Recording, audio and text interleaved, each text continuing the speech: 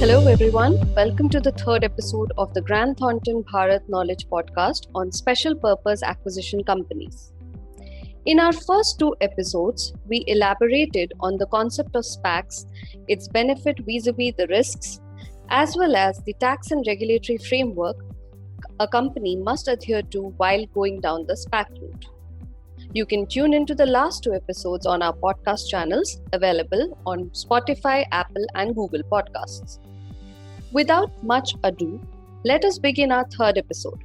Today, we will talk about the key financial reporting aspects that the operating companies need to bear in mind while planning a de-SPAC transaction. To take us through these requirements, we have with us Siddharth Talwar. Siddharth is an experienced chartered accountant who advises companies on matters related to financial reporting under international GAAP, such as US GAAP and IFRS. Thank you so much, Siddharth, for joining us. Thanks, Neha, for inviting me to this podcast. There are quite a few regulations in the US, governing financial reporting matters when a de-SPAC transaction is planned. In a sharp contrast to the tax and regulatory requirements, which are primarily driven by Indian income tax law or RBI's exchange control regulations, financial reporting requirements while de-SPACing are driven by the SEC and the PCAOB, the auditing regulator in the US. So a word of caution here, while I'll try to answer your questions in a simplified manner and taking a line from one of my favorite online shows, I'll try to cut the clutter for your audience. I would strongly advise that companies consult a US legal counsel on a timely basis. With that, I'm happy to take on your questions now. It will be good to start with an overview of financial reporting requirements at the de-SPAC stage. Can you take us through the big picture here? Sure. So the first and foremost thing to understand is that the financial reporting requirements in a de-SPAC transaction are pretty much the same as those in a traditional IPO. As has been explained by Sridhar in episode 2, de-SPACing is the acquisition of the operating target company by a listed shell company, that is SPAC. So now imagine there is a listed company that has lots of cash or is arranging fresh equity through a private placement, which is called PIPE in the US, that is Private Investment in Public Equity. It identifies a target, say in India, and expresses its intent through a LOI, a letter of intent, followed by a business combination or a merger agreement. Of course, I have oversimplified these steps to focus on the financial reporting bit, but then there is diligence involved here and of course the tax structuring bit that Sridhar talked about in the previous episode. So coming back, what is the most common step before any company consummates a business combination or a merger? It's the vote of the shareholders on the business combination agreement, commonly referred to in the US as soliciting proxies. And in order to solicit those proxies, the SPAC needs to send a proxy statement to its shareholders. And that proxy statement should include financial information about the target and some additional financial information as well.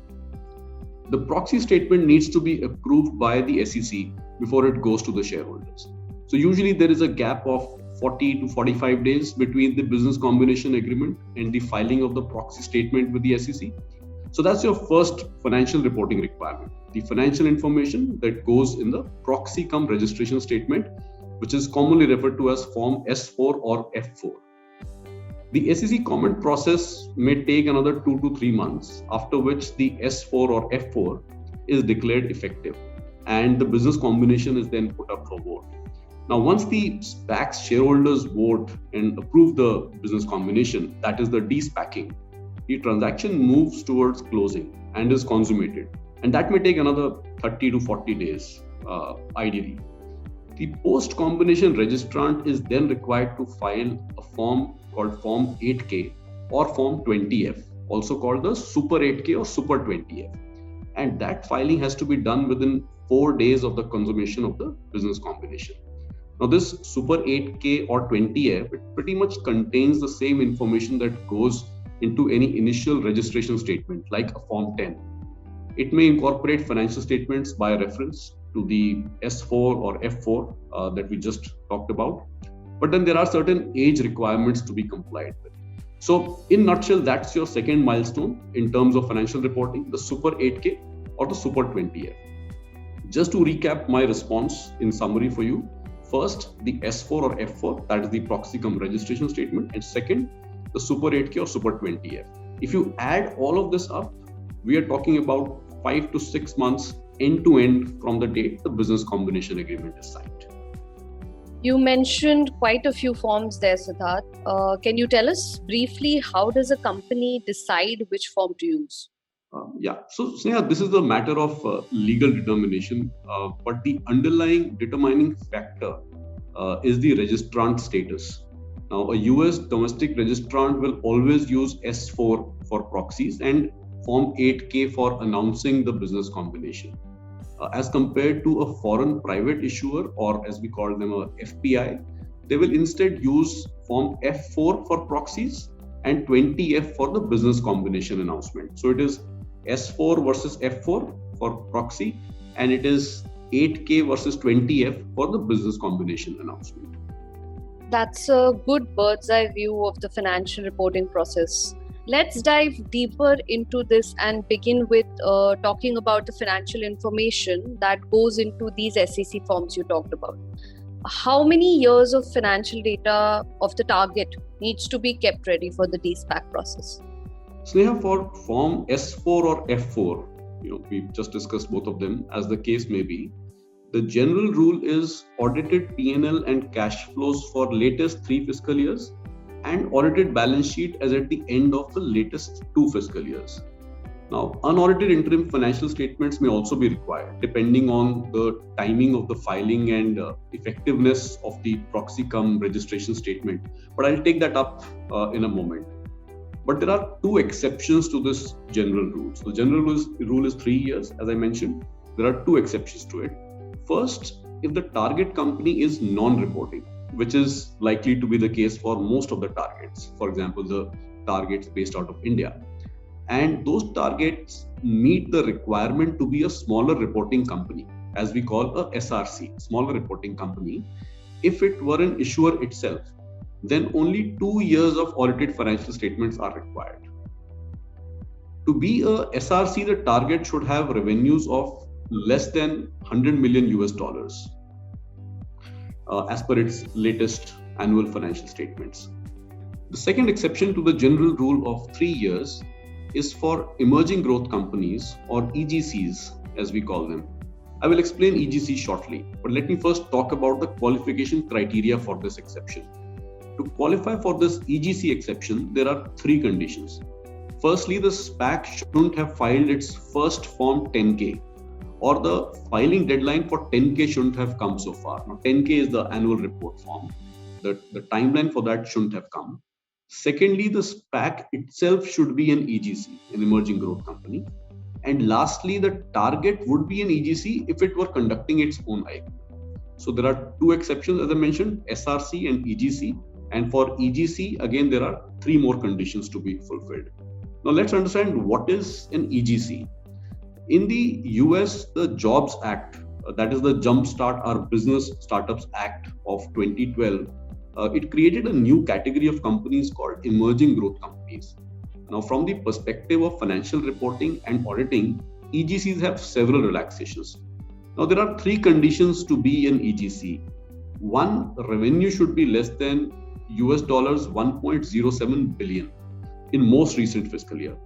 Secondly, it has not issued more than $1 billion US of non-convertible debt in past 3 years. And third, the public float of the SPAC should be less than $700 million US. So to summarize, general rule is 3 years of audited financial statements of the target. And in the 2 exceptions we talked about, SRCs and EGCs, 2 years of audited financials of the target are to be presented. Let me briefly touch upon the interim financial statements also. Depending on the age requirements, unaudited interims may need to be included. Interims will include a balance sheet as at the end of the most recent interim period and year-to-date P&L and cash flows for the interim period, together with corresponding interim period of the previous fiscal year. So these are the financial data of the target that goes on the forms that I mentioned. Sid, you also mentioned a couple of times about the age requirements related to the financial statements of the target. What are those age requirements exactly? Basically, Sneha, the audited financial statements are only valid for inclusion in the relevant forms for a specific period. Now, the rule is that up to 45 days from the end of the latest fiscal year end, the audited financial statements for the previous fiscal year are valid.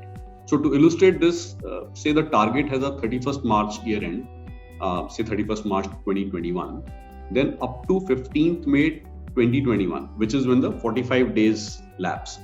Audited financial statements for the year ended 31 March 2020 are valid. But in that case, the SPAC will have to include interim financials of the target up to Q3 of year ended 31 March 2021. That is for the 9 months ended 31 December 2020. Post those 45 days, that is post 15th May 2021, audited financials for the year ended March 2020 will be considered as aged, or as they call in the US, stale, and hence need to be updated for year ended 31 March 2021. Continuing with the same example, if the filing or effectiveness of the relevant form were to happen after 134 days from the fiscal year end, then target's interim financial statements, which are no older than 134 days from the filing or effectiveness date, are required. To illustrate this, again, if the filing or effectiveness date says likely to be 31st December 2021, then interim financial statements at least up to 19th of August 2021 shall be required. So that is if you count back from 31st December 2021, you count backwards, it would be exact 134 days. Though for simplicity's sake, companies may include interims up to 30th September 2021. Sneha, I must point out here that if the post-DSPAC registrant is a foreign private issuer or an FPI, the financial statements go stale even slowly. Now, this applies for the Super 20F filing, and we'll talk about that also in more detail. In summary, the 45-day rule for domestic registrants is replaced by 90-day rule for FPIs, and instead of the Q3 rule that I mentioned, an FPI's interims included in the Super 20F can be as old as 9 months. So there are a few relaxations for foreign private issuers essentially. That's quite useful, Siddharth, and it does clear some air about the staleness rules. Let me shift gears now and seek your thoughts on what accounting principles are applicable for the target operating companies. I understand that most Indian companies of certain size follow Indian accounting standards. Similarly, I'm aware of several global reporting standards aligned with IFRS. Can targets use their home country financial statements or IFRS financial statements? Well, that's a $1 million question, Sneha. It's not a straightforward answer, and I will have to frankly adopt if this then that kind of an approach to respond to this one. But let me first mention what is this fuss all about. See, Indian companies generally follow Ind AS, the Indian accounting standards, which is almost identical to IFRS. And hence, as a thumb rule, it can shorten the runway to proxy statement filing to almost 1/3 as compared to a US GAAP reporting requirement. It is an important consideration and must be carefully evaluated upfront. The accounting principles or the gap to be followed really depends on the post-DSPACing status of the registrant. Now, by status, I mean whether the DSPACed entity will be a US domestic registrant or a foreign private issuer, that is a FPI. At the outset, let me stick my neck out and state the general rule. Domestic registrants have to follow US GAAP, and FPIs are permitted to follow IFRS. Now, I'll specify more around this in a moment. But before I do that, I would like to take the audience back to episode 2, wherein Sridhar talked about several possible structures within the constraints of Indian income tax laws and exchange control laws. The externalization of the operating target company achieved through those possible structures has an impact on the post-DSPACing status of registrant, which in turn determines the applicable accounting rules and the age requirements, as I had touched upon earlier. At this juncture, I think it's important to understand who is a FPI really.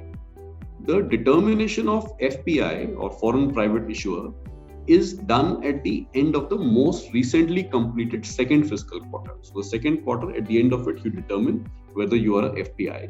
And to be a FPI, the issuer, that is the post-de-SPACing registrant. After the business combination has happened, the post-de-SPACing registrant should meet two conditions. First, more than 50% of its voting securities should be held by persons who are not residents of the US. And secondly, more than 50% of directors or executive officers or assets or business should be outside the US. If those conditions are fulfilled, then the post-de-SPACing registrant would be considered a FPI. Now, in general, our experience shows that if the SPAC is domiciled in the US, it will be a US domestic registrant and hence follow US GAAP.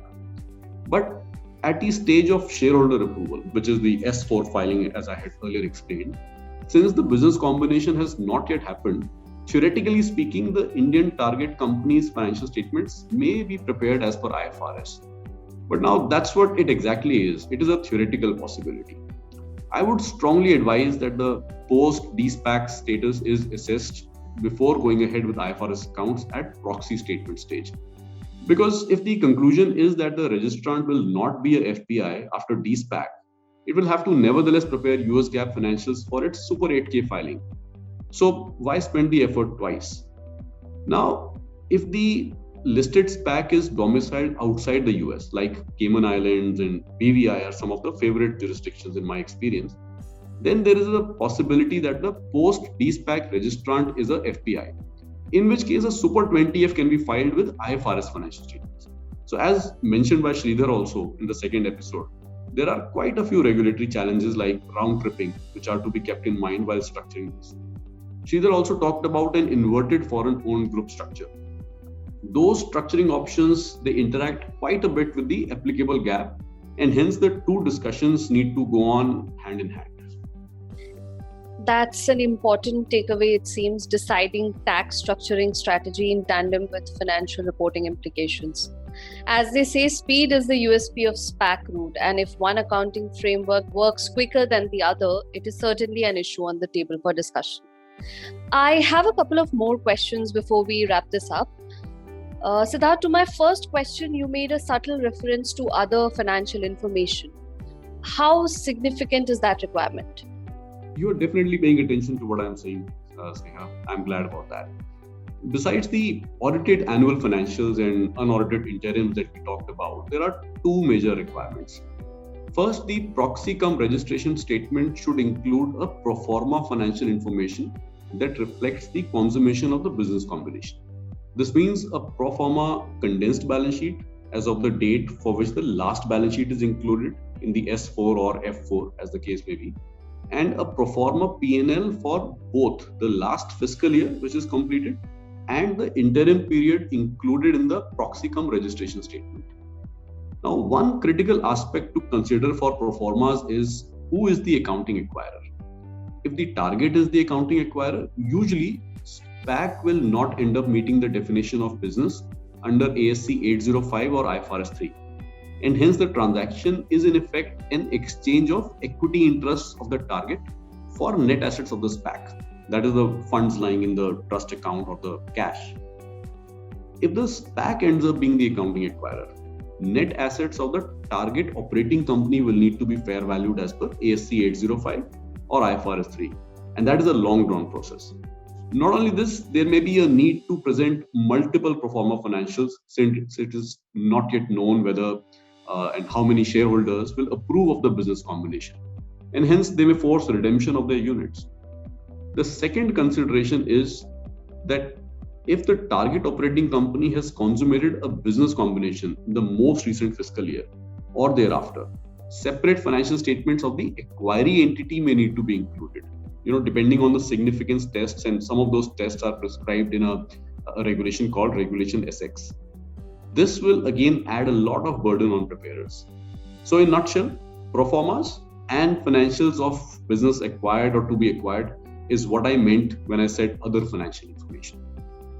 I can certainly see there is a lot of work ahead for companies aspiring to list via SPAC route. One last question. How different is the auditing framework, and are there any relaxations for the FPIs that you could summarize for our audience? Well, Indian companies are audited under the standards on auditing, which are formulated by the Institute of Chartered Accountants of India. And those standards are in line with the international standards on auditing, barring a few exceptions, like in case of group audits.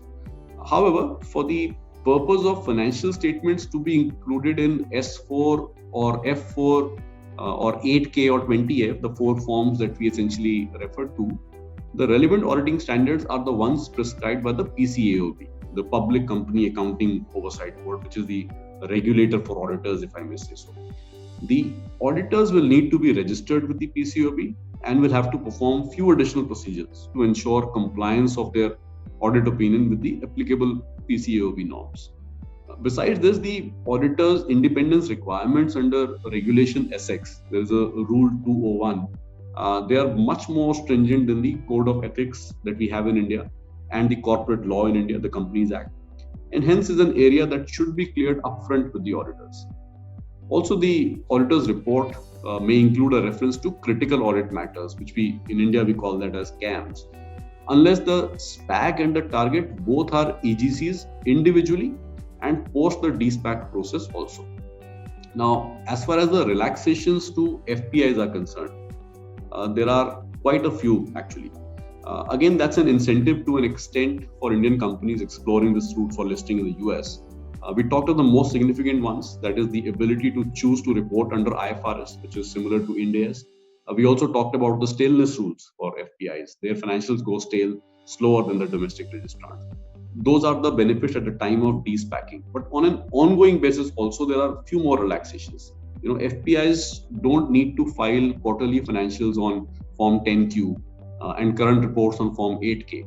Also, the financial reporting on Form 20F can be done up to 4 months from the end of the fiscal year end, as compared to the requirement for domestic registrants, which is either 60, 75 or 90 days, depending upon whether you are a large accelerated or a non-accelerated domestic filer. So that's an advantage. Last but not the least, non-accelerated FPI filers only require a management's assessment of internal control under SOX 404, as compared to others which also require auditors' attestation thereon. Hence, the compliance track for FPIs is way different from domestic registrants, and thus is a critical consideration. Thank you so much, Siddharth, for sharing your expert insights in such detail. Thank you. It's always a pleasure to join on this innovative platform, and I hope this clears some air about the financial reporting requirements for SPACs. Thank you. Well, absolutely it does. That will be all from our knowledge sharing podcast series on SPACs. Check out our overseas listings page link given in the podcast description. And don't forget to subscribe to our podcast on Apple, Spotify, and Google.